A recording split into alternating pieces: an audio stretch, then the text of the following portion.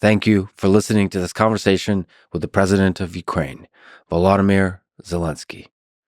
And now, let me answer some questions and try to reflect on and articulate some things I've been thinking about.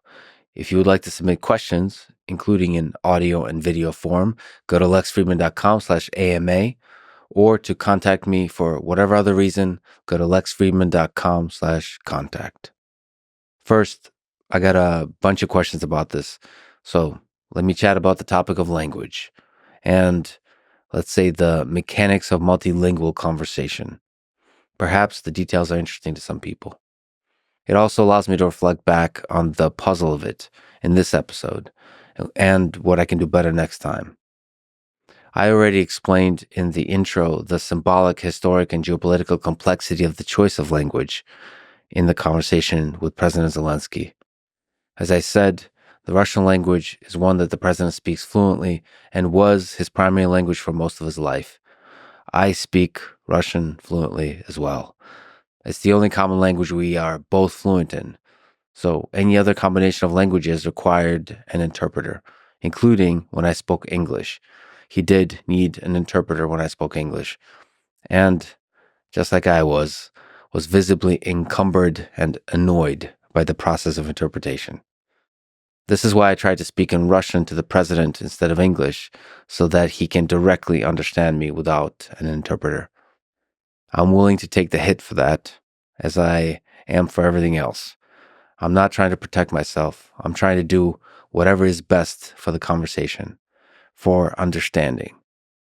Though it has been getting harder and harder to stay open, vulnerable, and raw in public, while the swarms of chanting internet mobs stop by with their torches and their color-coded hats, flags, frogs, pronouns, and hashtags. Anyway, there is a lot of nuanced aspects of the conversational language that I would like to explain here. I'll try to be brief. I can recommend a lot of books on this topic of language and communication that reveal just how amazing this technology of language is. For example, for a good overview, I recommend John McWhorter's books, and especially his lecture series for the great courses on language. There are several. In the Story of Human Language series, he gives a great discussion on spoken language versus written language, and that spoken language often relaxes the rules of communication. It uses shorter packets of words, loads in a bunch of subtle cues and meanings, all of which, like I'm trying to describe, are lost when there's an interpreter in the loop. Let me also describe some relevant characteristics of my peculiar language abilities, in quotes. I was never good at speaking. I listen, think, and understand better than I speak. For me, this is true for both English and Russian, but it is especially true for Russian. The Russian language allows for much more room for wit, non-standard turns of phrase, metaphors, humor, rhyme, musicality, and, let's say, deforming of words that create a lot of room for creativity in how meaning and emotion are conveyed. You could do the same in English, but it's harder. I actually find that Brits are sometimes very good at this. Like, one of my favorite humans to talk to is Douglas Murray. Setting the content of the conversation aside, the sheer linguistic brilliance and wit of dialogue with Douglas is a journey in itself. I think Christopher Hitchens had the same, and many others. Like I said, especially Brits. Anyway, I'm able to detect and understand a lot of dynamism and humor in the Russian language, but I'm slow to generate it, in part because I just don't practice. I have very few Russian-speaking friends. Funny enough, most of them are Ukrainian, but they speak with me and each other in Russian. But of course, as I mentioned, this is slowly changing due to the war.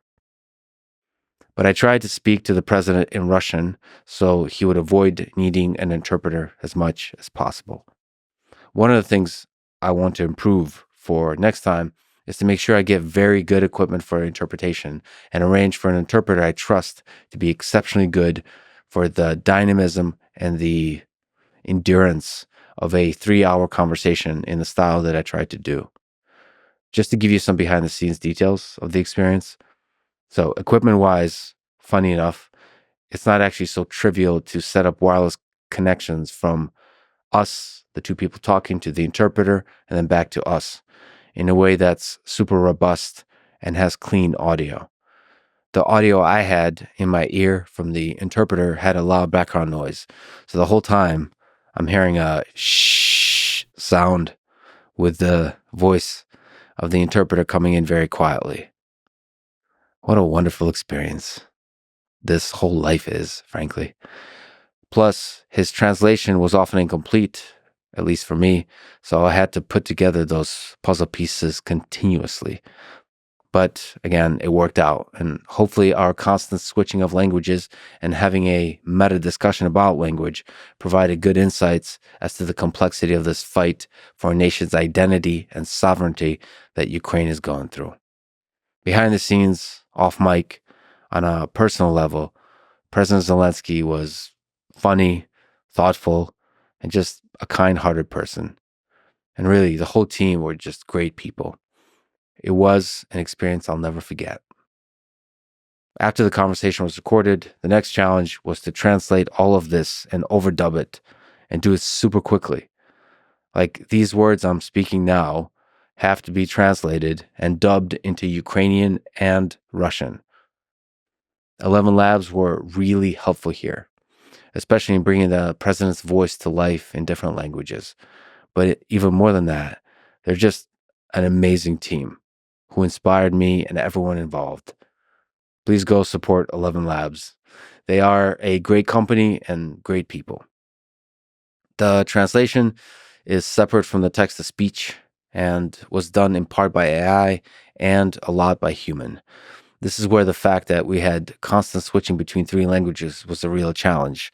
So there are 6 transition mappings that have to be done: English to Ukrainian and Russian, Ukrainian to English and Russian, and then Russian to English and Ukrainian. Continuously, sentence by sentence, sometimes word by word. And each combination of language to language translation is best done by a person who specializes in that kind of mapping. So it was all a beautiful mess, all of it. And on top of all of that, great translation is super hard. For example, I've read and listened to a lot of Dostoevsky in both English and Russian and studied the process of how these books are translated by various translators. You can spend a week discussing how to translate a single important sentence well. Obviously, in this situation, we don't have weeks. We have hours for the whole thing. One of the things I regret is not putting enough time into the hiring and selecting great translators from Russian and Ukrainian to English, especially. I think translation is an art.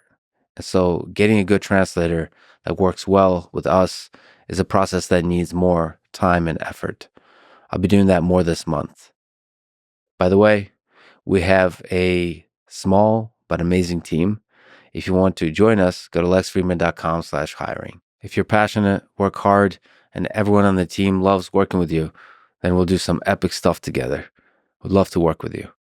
Like I said about 11 Labs, there are a few things as awesome in life as being able to work hard with an amazing team towards a mission all of us are passionate about. Anyway, I'll probably be doing a few more interviews in the Russian language. I do have a lingering goal of interviewing the mathematician Grigory Perelman, but there's also others.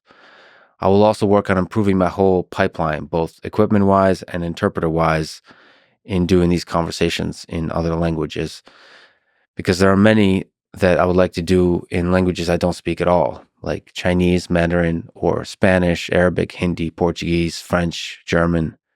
I see language as both a barrier for communication and a portal into understanding the spirit of a people connected by that language. It's all a weird and beautiful puzzle, and I'm just excited to get the chance to explore it.